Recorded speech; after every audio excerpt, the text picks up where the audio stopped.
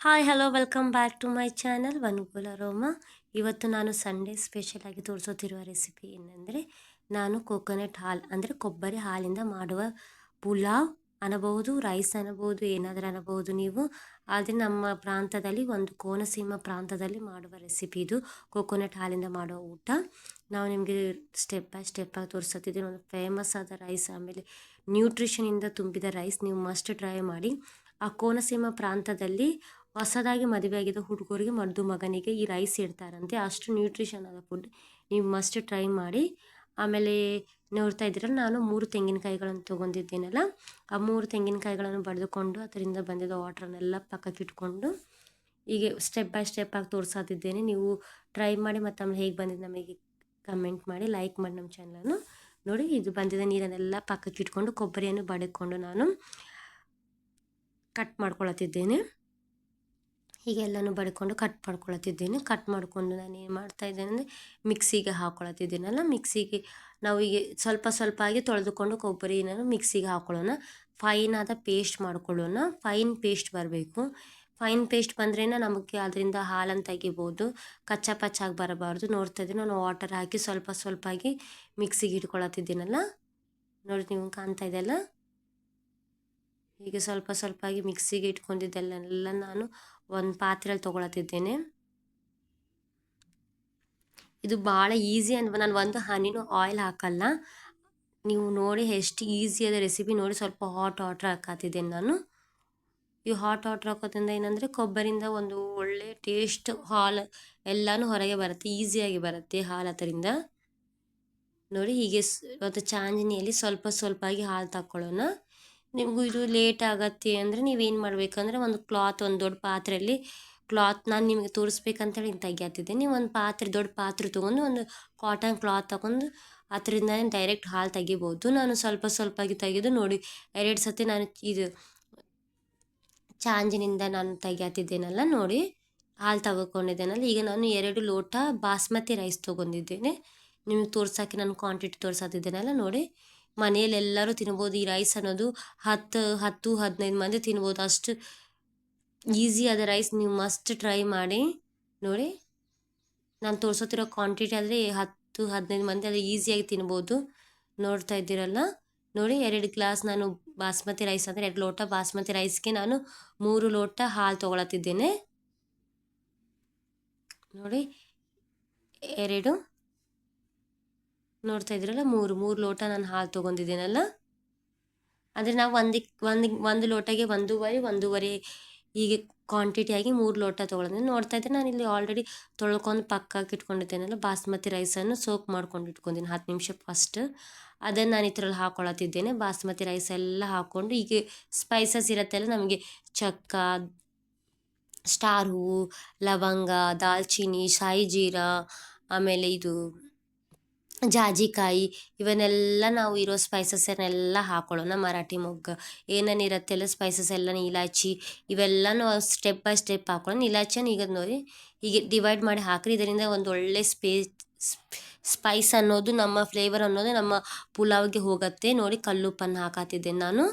ಕಲ್ಲುಪ್ಪಿಂದ ಒಳ್ಳೆ ಟೇಸ್ಟ್ ಕೊಡುತ್ತೆ. ನಾನು ಯಾವಾಗ ಹೇಳ್ತೀನಿ. ಈ ಅರಿಶಿನ ನಾವು ಮನೆಯಲ್ಲಿ ಮಾಡ್ಕೊಂಡಿದ್ದ ಅರಿಶಿನ, ನಾವು ಬೆಳೆಸಿ ಕುಟ್ಕೊಂಡಿದ್ದ ಅರಿಶಿನ, ಅದಕ್ಕೆ ಒಂದು ಒಳ್ಳೆ ಕಲರ್ ಕೊಡುತ್ತೆ. ನೀವು ಅರಿಶಿನ ಬೇಕಂದರೆ ಬೇಡಂದರೆ ಸ್ಕಿಪ್ ಮಾಡ್ಕೋಬೋದು. ಅದು ಅರಿಶಿನ ಹಾಕೋದ್ರಿಂದ ಒಂದು ಒಳ್ಳೆ ಕಲರ್ ಕೊಡುತ್ತೆ. ನೋಡ್ತಾ ಇದ್ದೀರಲ್ಲ, ಈಗ ಒಂದ್ಸತಿ ಚೆನ್ನಾಗಿ ಮಿಕ್ಸ್ ಮಾಡಿಕೊಂಡು ನೀವು ಗ್ಯಾಸ್ ಮೇಲೆ ಇಟ್ಬಿಡೋಣ. ಇದಕ್ಕೆ ಚಿಕನ್ ಒಳ್ಳೆ ಟೇಸ್ಟ್ ಕಾಂಬಿನೇಷನ್, ನೀವು ಮಸ್ಟ್ ಟ್ರೈ ಮಾಡಿ. ಚಿಕನ್ ಅನ್ನೋದು ಇದಕ್ಕೆ ಚಿಕನ್ ಒಳ್ಳೆ ಕಾಂಬಿನೇಷನ್. ನೋಡ್ತಾ ಇದ್ರೆ ಈಗ ಲಿಡ್ ಕ್ಲೋಸ್ ಮಾಡಿ ಅದು ಕುಕ್ ಮಾಡೋಕೆ ಇಟ್ಬಿಟ್ಟಿದ್ದೀನಿ ನಾನು. ಒಂದು 15 ನಿಮಿಷ ಅಂತ ನೋಡ್ತಾ ಇದ್ರಲ್ಲ, ಸಮೀಪ ಬರತ್ತಿದೆ, ನೀರೆಲ್ಲ ಇದಾಗಿ ನೋಡಿ ಚೆನ್ನಾಗಿ ಬರತ್ತಿದೆ. ನೋಡ್ತಾ ಇದ್ರಲ್ಲ, ಕಾಣ್ತಾ ಇದೆಯಲ್ಲ. ಅದರಲ್ಲಿ ನಮ್ಮ ಮನೆಯಲ್ಲಿ, ಆದರೆ ನಮ್ಮ ಮಕ್ಕಳು ಇಷ್ಟವಾಗಿ ತಿಂತಾರೆ ಈ ರೈಸ್ ಅನ್ನೋದು. ಏಕೆಂದರೆ ನಾವು ಹೆಚ್ಚು ಆಯಿಲ್ ಹಾಕಿಲ್ಲ, ಏನು ನಾವು ಹಡಬಿಡಿ ಏನೂ ಮಾಡೇ ಇಲ್ಲ.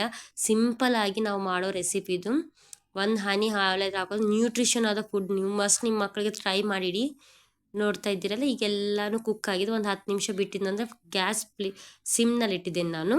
ನೋಡಿ, ಊಟ ನೋಡ್ತಾ ಇದ್ರಲ್ಲ ಎಷ್ಟು ಚೆನ್ನಾಗಿ ಬಂದಿದೆ.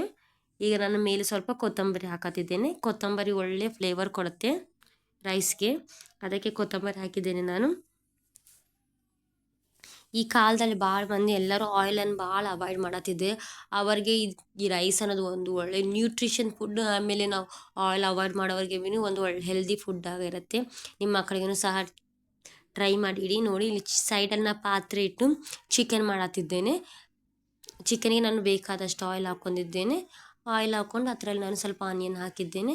ನಾನು ಆನಿಯನ್ ಯಾವಾಗೂ ಹೇಳ್ದೊಂದೇ ಒಂದು ಉದ್ದಾಗಿ ಕಟ್ ಮಾಡ್ಕೊತಿದ್ದೇನೆ. ಉದ್ದಾಗಿ ಕಟ್ ಮಾಡ್ಕೊಳ್ಳೋದ್ರಿಂದ ಏನಾಗತ್ತಂದರೆ ಆನಿಯನ್ ಟೇಸ್ಟ್ ಡಬಲ್ ಆಗುತ್ತೆ. ನೋಡಿ ಆನಿಯನ್ ಕಟ್ ಮಾಡ್ಕೊಳ್ಳೋ ರೀತಿಯಿಂದನೂ ಆನಿಯನ್ ಟೇಸ್ಟ್ ಬರುತ್ತೆ. ನೋಡಿ ನಾನು ಶುಂಠಿ ಬೆಳ್ಳುಳ್ಳಿ ಪೇಸ್ಟ್ ಹಾಕ್ಕೊಳ್ತಿದ್ದೇನೆ. ಶುಂಠಿ ಬೆಳ್ಳುಳ್ಳಿ ಪೇಸ್ಟ್ ಈ ಸ್ಟೇಜ್ನಲ್ಲಿ ಹಾಕೊಳ್ಳೋದ್ರಿಂದ ಅದರಲ್ಲಿರುವ ಕಚ್ಚಾ ಸ್ಮೆಲ್ ಎಲ್ಲ ಹೋಗುತ್ತೆ. ಸ್ವಲ್ಪ ಅರಿಶಿನ ಹಾಕೊಳ್ಳೋಣ. ನೀವು ತಿಳ್ಕೊಂಡಿರ್ಬೋದು ಎಲ್ಲ ವೀಡಿಯೋದಲ್ಲಿ ಅರಿಶಿನ ಭಾಳ ಹಾಕ್ತಾಳೆ ಅಂತ. ಆದರೆ ಇದು ಮನೆಯಲ್ಲಿ ಮಾಡಿದ ಅರಿಶಿನ, ಅದಕ್ಕೆ ನಾವು ಸ್ವಲ್ಪ ಹೆಚ್ಚು ಯೂಸ್ ಮಾಡ್ತೀವಿ. ಹೊರಗಿಂದಾದರೆ ಕೆಮಿಕಲ್ ಫುಲ್ ಆಫ್ ಕಲರ್ ಇರುತ್ತೆ, ಆದರೆ ಅರಿಶಿನ ಟೇಸ್ಟ್ ಇರಲ್ಲ. ನೋಡಿ ನಾನು ಸ್ವಲ್ಪ ಟೊಮೆಟೊ ಹಾಕ್ಕೊಂಡು ಸಾಲ್ಟ್ ಹಾಕಿದ್ದೇನೆ. ಸ್ವಲ್ಪ ಸಾಲ್ಟ್ ಹಾಕಿದೆ, ಏಕೆಂದರೆ ನಾನು ಚಿಕನನ್ನು ಪಕ್ಕಕ್ಕೆ ಮ್ಯಾಗ್ನೇಟ್ ಮಾಡ್ಕೊಂಡು ಇಟ್ಕೊಂಡಿದ್ದೆ. ಅದರಲ್ಲಿ ನಾನು ಸಾಲ್ಟ್ ಹಾಕಿದ್ದೇನೆ, ಅದಕ್ಕೆ ನಾನು ಇಲ್ಲಿ ಹಾಕಿಲ್ಲ. ನೋಡ್ತಾ ಇದ್ದೀರಲ್ಲ, ನಾನು ಲಿಡ್ ಕ್ಲೋಸ್ ಮಾಡಿಟ್ಟಿದ್ದೇನೆ ಟೊಮೆಟೊನ ಕುಕ್ ಆಗೋಕ್ಕೆ. ಇಲ್ಲಿ ನೋಡಿ ನಾನು ಹೇಳಿದ್ದೇನೆ ಚಿಕನ್ ಮ್ಯಾಗ್ನೇಟ್ ಮಾಡ್ಕೊಂಡು ಇಟ್ಕೊಂಡಿದ್ದೇನೆ. ನಾನು ಏನಿಲ್ಲ, ಅದರಲ್ಲಿ ಕರ್ಡ್, ಸ್ವಲ್ಪ ಉಪ್ಪು, ಖಾರ ಹಾಕಿ ಗರಂ ಮಸಾಲ ಇವೆಲ್ಲನೂ ಹಾಕಿ ಚೆನ್ನಾಗಿ ಮ್ಯಾಗ್ನೇಟ್ ಮಾಡ್ಕೊಳಕ್ಕೆ ಇಟ್ಬಿಟ್ಟಿದ್ದೇನೆ. ಅದರಿಂದ ಒಳ್ಳೆ ಟೇಸ್ಟ್ ಕೊಡುತ್ತೆ. ನೀವು ಮಸ್ಟ್ ಟ್ರೈ ಮಾಡಿ. ಉಪ್ಪು ಅನ್ನೋದು, ಖಾರ ಅನ್ನೋದೆಲ್ಲನೂ ಆ ಪೀಸಸ್ಗೆ ಹಿಡಿಯೋದ್ರಿಂದ ಒಂದು ಒಳ್ಳೆ ಟೇಸ್ಟ್ ಕೊಡುತ್ತೆ.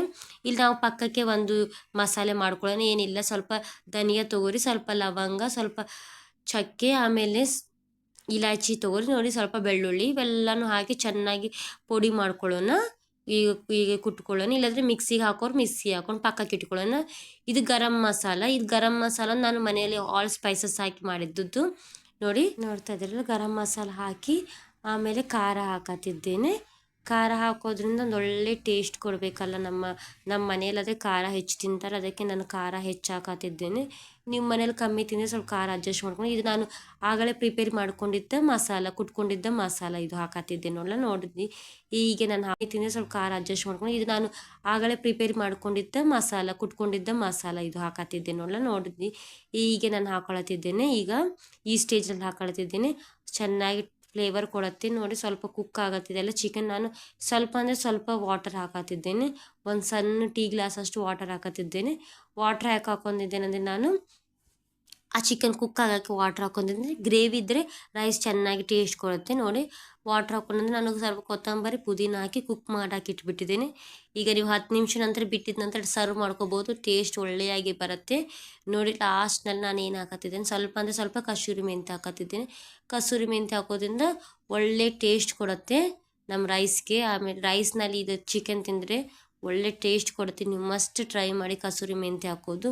ಹೀಗೆ ಕುಕ್ ಆಗುವಾಗ ನೋಡಿ ಲಾಸ್ಟ್ ಆಯಿಲೆಲ್ಲ ಮೇಲೆ ಬಂದಿದೆ ಅಲ್ಲ, ನೋಡ್ತಾ ಇದ್ದೀರಲ್ಲ, ಈಗ ಚೆನ್ನಾಗಿ ಕುಕ್ ಆಗಿದೆ.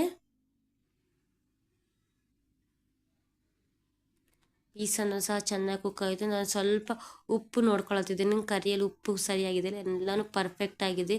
ನೀವು ಮಸ್ಟ್ ಟ್ರೈ ಮಾಡಿ, ಲೈಕ್ ಮಾಡಿ, ಶೇರ್ ಮಾಡಿ ನಮ್ಮ ಯೂಟ್ಯೂಬ್ ಚಾನಲ್. Thank you.